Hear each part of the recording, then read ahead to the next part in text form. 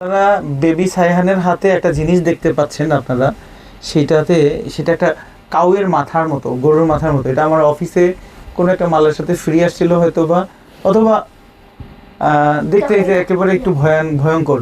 ওটা সে আবার গলায় দিছে, এটা গলায় দেওয়ারই। তো এখন বিছানায় যখন একা থাকে সাইহান, তো এই বিছানাটাতে, এই যে এত বড় বিছানায় সাইহান ভয় পায় না, একা থাকে।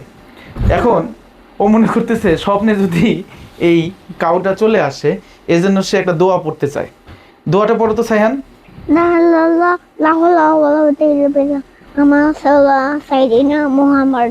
ও, এটা তুমি তো দরুদ পড়ছো, লা হাওলা ওয়ালা কুওয়াতা ইল্লা বিল্লাহিল আলিয়্যিল আযীম, তাই না? না, এটা বলে নাই। ও, আলিয়্যিল আযীম বলে নাই। আচ্ছা, যেটুকু বলছে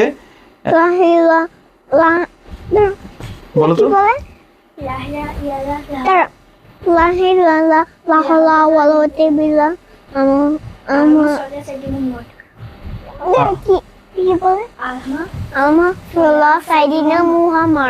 আচ্ছা, অনেকে আমাকে জিজ্ঞেস করছেন যে অনেকে আমাকে কিউট, অনেক কিউট, অনেকে আমাকে জিজ্ঞেস করেন যে কেন আমি বাচ্চাদেরকে বাংলাদেশে রেখে পড়াশোনা করাই।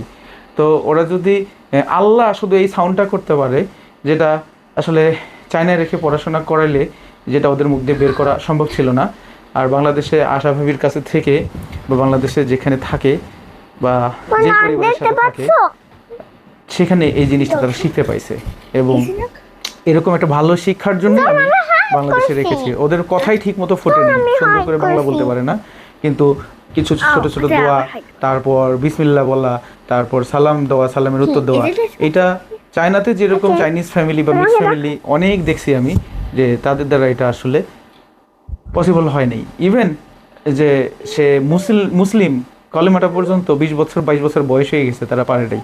তা আমার ইচ্ছা আস্তে আস্তে সফল হচ্ছে। আপনারা সবাই আমার জন্য দোয়া করবেন এবং আবারও কমেন্টসে জানাবেন যারা জানতে চান আর কি, বা এই সম্পর্কে আরও বিশদ জানতে চান। আমি হয়তো বা আস্তে আস্তে ভিডিওতে জানাবো যে আমার বাচ্চাকে আমি আসলেই বাংলাদেশে পড়ানোর পর আমি সফল কিনা, এবং আপনারা কমেন্টস করে জানাবেন আমার ডিসিশনে কোনো ভুল ছিল কিনা। ধন্যবাদ, ভালো থাকবেন, সুস্থ থাকবেন।